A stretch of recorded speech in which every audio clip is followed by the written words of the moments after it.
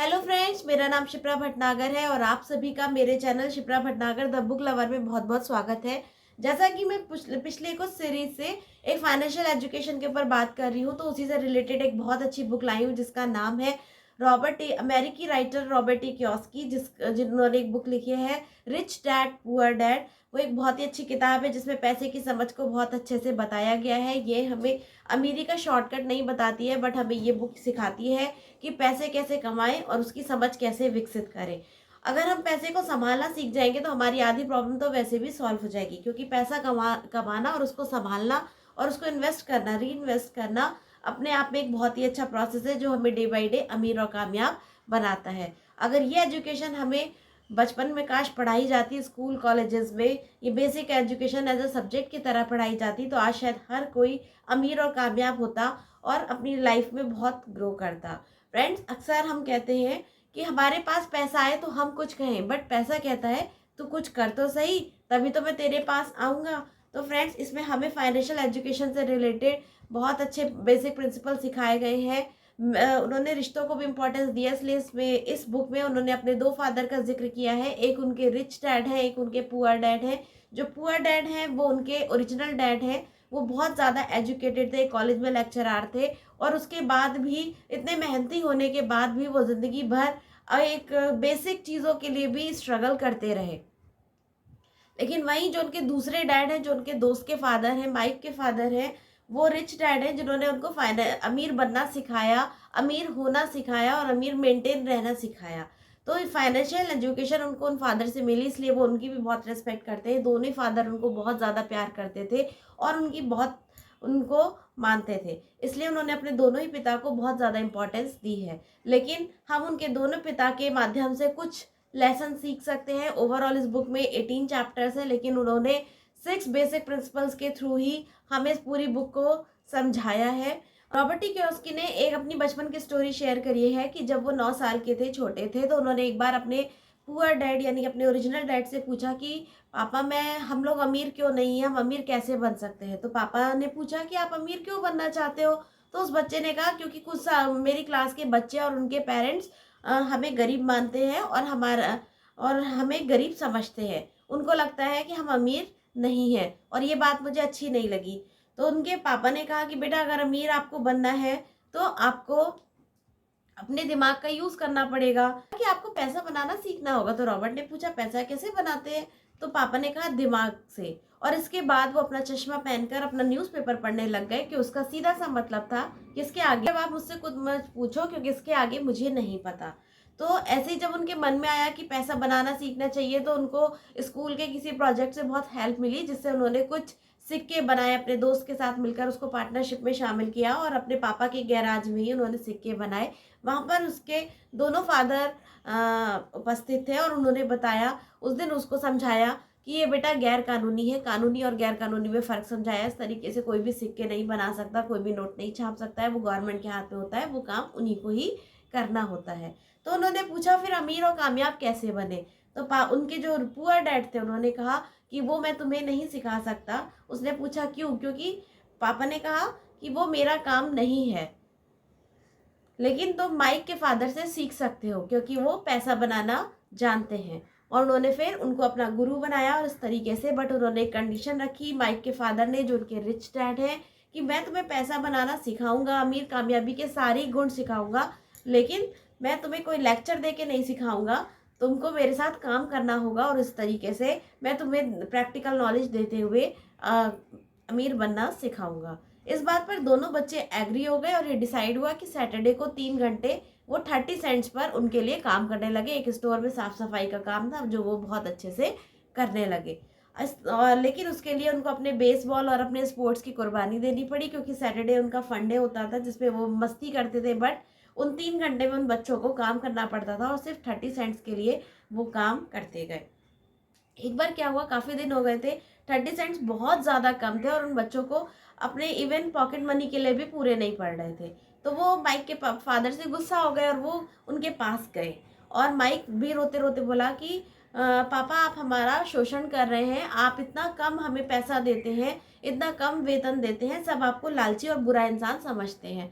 और रॉबर्ट भी गुस्सा होकर बोले, क्योंकि वो बच्चे थे, तो उन्होंने भी बोला कि मुझे अब आपके साथ काम नहीं करना है, आपने हमें कुछ भी नहीं सिखाया, बल्कि हमारा आपने गलत यूज़ करा है। बाल श्रम के बारे में हमें भी पता है, हम आपके बारे में रिपोर्ट कर देंगे। तो माइक के फादर हंसने लगे और उन्होंने कहा, कौन कहता है कि मैंने तुम्हें नहीं सिखाया, मैंने तो तुम्हें काम करते करते बहुत सारी चीज़ें सिखाई हैं। रिच डैड ने आगे कहा कि मैं खुश हूँ कि तुम 10 सेंट्स पर आवर के काम से असंतुष्ट हो, जिसकी वजह से तुम मेरे पास आए। अगर तुम इसमें सेटल हो जाते तो तुम मेरे बाकी कर्मचारियों की तरह एक ही जगह सेटल हो जाते और आगे बढ़ने के बारे में नहीं सोचते।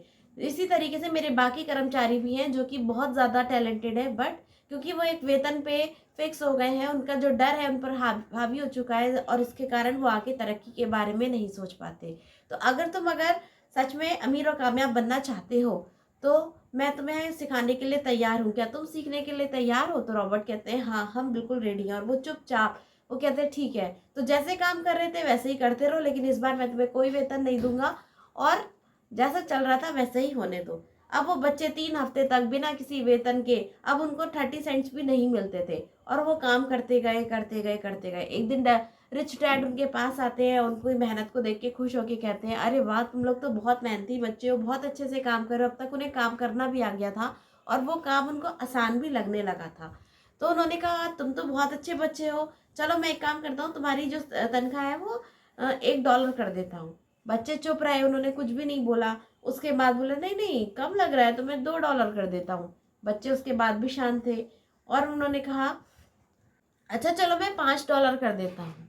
बच्चे इस बार भी कुछ नहीं बोले। जब बच्चे बिल्कुल खामोश रहे तो वो समझ गए कि बच्चे वो लेसन समझ चुके हैं जो वो समझाना चाहते थे। और उन्होंने कहा कि देखो, $5 और $10 भी मैं तुम्हें देता ना, तब भी तुम्हारी ज़रूरतें पूरी नहीं होती हैं। बेसिकली पैसा कमाने से आप अमीर नहीं बनते हैं, लेकिन आप अपनी अमीर सोच से अमीर बनते हैं। और आप वो रास्ते इन्वेंट करते हैं कि किस तरीके से आप पैसे की राह पर चलें और ज़्यादा पैसा कमाएं। इसी तरीके से उन्होंने पूरी लाइफ में, वो उनकी इस बात से बहुत इम्प्रेस हुए और डे बाई डे उनको कुछ ना कुछ सिखाते गए। उन्होंने पूरी लाइफ में उनको 6 लेसन सिखाए, जो कि मैं आपको 1 बाई 1 यहाँ पर एक्सप्लेन करूँगी। बट उससे पहले कुछ बात शेयर करना चाहूँगी। रॉबर्ट के अनुसार शुरुआत से ही पैसे के बारे में स्कूल में एक सब्जेक्ट की तरह पढ़ाना चाहिए और अपनी बेसिक ज़रूरतों पर काम करना सिखाना चाहिए और पैसे को मैनेज करना घर और बाहर दोनों जगह में अच्छे से सिखाना चाहिए। अगर हम पैसे को कमाना और उसको मैनेज करना और सही से इन्वेस्ट करना सीख जाएंगे तो हम और हमारे बच्चे आने वाली लाइफ में बहुत ज़्यादा खुश रहेंगे और कभी भी पैसे की कमी से नहीं गुजरेंगे। समझ कैसे विकसित करें, ये बुक हमें सिखाती है, हमें कोई अमीरी का शॉर्टकट नहीं बताती है।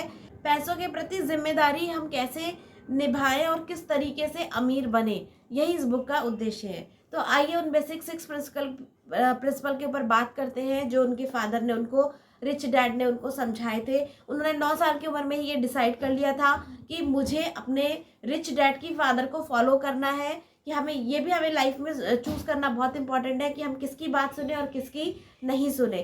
तो रॉबर्ट ने 9 साल की उम्र में ये डिसाइड कर लिया था कि मुझे जिनकी तरह बनना है मैं उन्हीं की बात को फॉलो करूंगा। इसलिए उन्होंने रिच डैड को अपनी फाइनेंशियल एजुकेशन का गुरु मानते हुए उन्हीं की बातों को फॉलो किया और आज वो एक बहुत सक्सेसफुल बिजनेसमैन भी हैं और उनके मल्टीपल बिजनेस है, एक बिजनेस टाइकून भी हैं।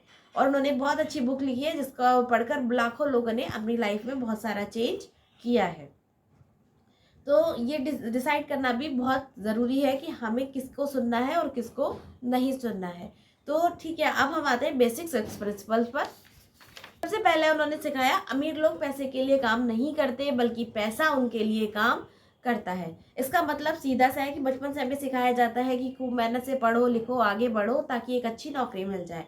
लेकिन अच्छे नंबर लाने क्यों, हमें अच्छे मार्क्स लाने क्यों होते हैं? ताकि एक अच्छी जॉब मिल जाए, उसके बाद हम सेटल हो जाए, एक लेवल पे जाके सेटल हो जाए और हमारे सारे ड्रीम सारी नीड्स पूरी हो जाए।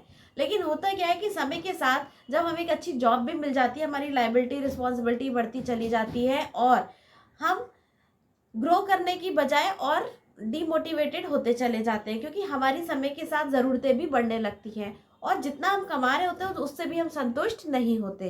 तो कभी भी हम जॉब्स में रह के अमीर और कामयाब नहीं बन सकते। हमें हमेशा अपने लिए एक बिजनेस सोचना चाहिए, साइड इनकम भी शुरू करनी चाहिए और पैसे के अलग अलग रास्ते के बारे में सोचना चाहिए। तो ये उनका पहला प्रिंसिपल था कि आप कुछ ऐसा काम करिए कि आप पैसों के लिए काम मत कीजिए, बट आप पैसा आपके लिए काम करे। नो डाउट ये एक लॉन्ग प्रोसेस है, एक ट्री की तरह है कि जब आप एक बीज को सेजेंगे, फिर धीरे धीरे वो ग्रो होगा, फिर बड़ा होगा, फिर विशाल वृक्ष बनेगा। इसमें हो सकता है थोड़ा सा 3 से 5 साल 7 साल का टाइम लगे, लेकिन जब एक बार आपका बिजनेस डेवलप हो जाता है तो आपको कुछ चंद पैसों के लिए काम करने की जरूरत नहीं पड़ेगी। आप वहां से अपनी विश के अकॉर्डिंग लाखों रुपए भी कमा सकते हैं। तो फर्स्ट प्रिंसिपल ये था। सेकंड प्रिंसिपल कहता है पैसे की समझ क्यों सिखाई जानी चाहिए, यानी हमारे अंदर more important then making it. This is second rule, यानी पैसे की समझ हमें क्यों विकसित करनी चाहिए। फ्रेंड्स, अक्सर आपने देखा होगा बहुत सारे लोग बहुत पैसा कमाते हैं, बहुत सारे स्पोर्ट्स पर्सन और बहुत सारे ऐसे आपने नेता अभिनेता के बारे में भी सुना होगा जो एक टाइम पर बहुत रिच हुआ करते थे, लेकिन अचानक से क्या हुआ, एक स्टेज के बाद, एक टाइम के बाद पैसों को सही तरीके से मैनेज ना कर पाने के कारण, इतना पैसा होने के बाद भी आज उनकी कंडीशन जो है बिल्कुल हैंड टू माउथ है, या बहुत ज़्यादा वो अपनी चीज़ों को लेके ना किसी दूसरे पे डिपेंडेंट हो गए हैं।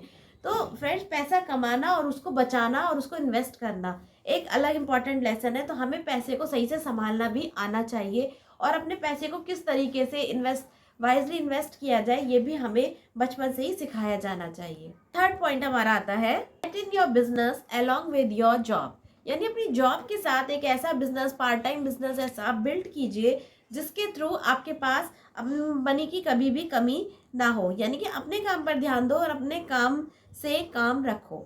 जॉब में आप उतना ही काम करो जितना आपको सैलरी मिलती है, लेकिन साइड में आप अपने बिजनेस में इन्वेस्ट करके भी ऐसा कुछ बिजनेस बिल्ड कर सकते हैं जो आपको सोते सोते पैसा दे। आज अगर आपकी अमीर वाली सोच होगी ना, तो आपके पास एक नहीं 1000 आइडियाज जिससे आप पैसा कमा सकते हैं। लेकिन अगर आपकी गरीब सोच होगी तो आपको लगेगा सिर्फ जॉब ही मेरा सिक्योरिटी पॉइंट है, और आप हमेशा डर और अभाव की जिंदगी में ही जीते रहेंगे। आप डरते रहेंगे और डर डर के उस बिजनेस को, उस जॉब को करते रहेंगे जो आपको पसंद नहीं है, फिर भी आप सैक्रिफाइस करते रहेंगे। जॉब भी करिए, यहाँ आपको जॉब छोड़ने के लिए बिल्कुल नहीं कहा जा रहा है, क्योंकि आपकी बेसिक नीड्स के लिए जॉब होना भी बहुत। जॉब के साथ आप अपना कोई साइड बिजनेस भी बिल्ड करिए, एक ऐसा मनी सोर्स बिल्ड करिए जो आपको सोते सोते पैसा कमा के दे, जैसा कि आप अपना स्टॉक में, बॉन्ड में इस तरीके से काम कर सकते हैं। और अमीर लोग जो होते हैं ना, अमीरों वाली सोच की तरह आप अमीर अपनी सोच से बनते हैं, इसलिए अपनी सोच पर भी ध्यान दें। फोर्थ पॉइंट आता है रिच इन्वेंट मनी, यानी कि जो अमीर सोच होती है और गरीब सोच होती है, जो मिडिल और पुअर क्लास लोग होते हैं वो क्या करते हैं, वो सोचते हैं घर बना लेते हैं, घर बना के हमारी सिक्योरिटी हो जाएगी, घर कार, इस तरीके से वो अपनी लाइबिलिटीज बढ़ाने पे फोकस करते हैं। लेकिन जो अमीर लोग होते हैं ना, जिनकी अमीर सोच होती है, वो हमेशा अपने एसेट्स पे फोकस करते हैं। और घर एक तरीके की लाइबिलिटी है, वो आपकी एसेट नहीं होती है, वो आपकी लाइबिलिटी होती है, क्योंकि आप उसके लिए एक लंबा लोन देंगे, फिर 20 साल तक ईएमआई भरेंगे, उसके बाद ईएमआई भरने के बाद वो घर आपका होगा, फिर उसकी कितनी वैल्यू बढ़ेगी, मान लीजिए 20 लाख से आप 40 लाख 50 लाख तक पहुंच जाएंगे। लेकिन यही अगर आपने साइड में कोई बिजनेस बिल्ड किया होता, कुछ इस तरीके से इतना ही पैसा आपने अपने बिजनेस में डाला होता, तो आप उससे लाखों करोड़ों रुपए भी कमा सकते थे। वो अपने मनी के सोर्स को भी बढ़ाते हैं आजकल, या फिर रियल एस्टेट में इन्वेस्ट करते हैं, या फिर डिजिटली भी आजकल तो आप डिजिटली ग्रो कर सकते हैं। एफिलिएट मार्केटिंग, नेटवर्क मार्केटिंग, ये सारे ऐसे स्कोप है जो धीरे धीरे टाइम लेते हैं, पर बिल्ड होते होते आपको एक पैसिव इनकम भी देने लगते हैं। तो अमीर लोग पैसे को जन्म देते हैं, यानी कि वो अपने एसेट्स पे काम करते हैं, लाइबिलिटीज को बहुत कम रखते हैं, और वो अपने शौकीनी पे खर्च नहीं करते। वो पहले अपनी एसेट्स बिल्ड करते हैं। वो भले ही पहले किराए के घर में रह लेंगे, अपना घर मकान दुकान के बारे में नहीं सोचते, बट अपने बिजनेस पर फोकस करते हैं। ये उनका फोर्थ पॉइंट था। फिफ्थ पॉइंट है कि टैक्सेस क्या है उसे समझो और कॉरपोरेशन की ताकत को समझो, यानी कि दूसरों को टैक्स देने से अच्छा है कि आप कुछ ऐसा काम करो। पहले एक्चुअली टैक्स का जो फंडा था वो बेसिकली अमीर और गरीब के बीच में फ़र्क करने के लिए बनाया गया था। पहले टैक्स सिर्फ अमीर लोग ही देते थे, लेकिन वो गरीब जो टैक्स आता था गवर्नमेंट के पास, उससे वो पुअर और मिडिल क्लास लोगों की हेल्प के लिए और उन्हीं के लिए, उनकी ही ज़रूरतों को पूरा करने के लिए किया जाता था। लेकिन अभी क्या हो गया कि सब लोगों को टैक्स देना पड़ता है, बट जो जॉब वाले होते हैं उनको सीधा सीधा पहले ही टैक्स गवर्नमेंट को देना पड़ता है। लेकिन जितने भी अमीर और कामयाब लोग होते हैं वो चालाकी से, स्मार्ट तरीके से, इतना उनका इन्वेस्टमेंट रहता है कि उनको टैक्स देने की ज़रूरत नहीं पड़ती, और वो पहले अपनी चीज़ अपने शौक पर पूरा करते हैं, उसके बाद वो गवर्नमेंट को टैक्स देते हैं। 6 पॉइंट आता है, पैसा कमाने के लिए काम ना करें, पैसा काम सीखने के लिए काम करें। यानी कि जिंदगी भर किसी और के लिए काम करने से अच्छा है कि आप अपने लिए काम करें। तो दूसरों के लिए मेहनत करने से अच्छा है कि हम अपना ही कुछ इन्वेंट करें और अपने आइडियाज़ को बेचने में माहिर हों और अपनी चीज़ों को प्रमोट करने में हम माहिर हों।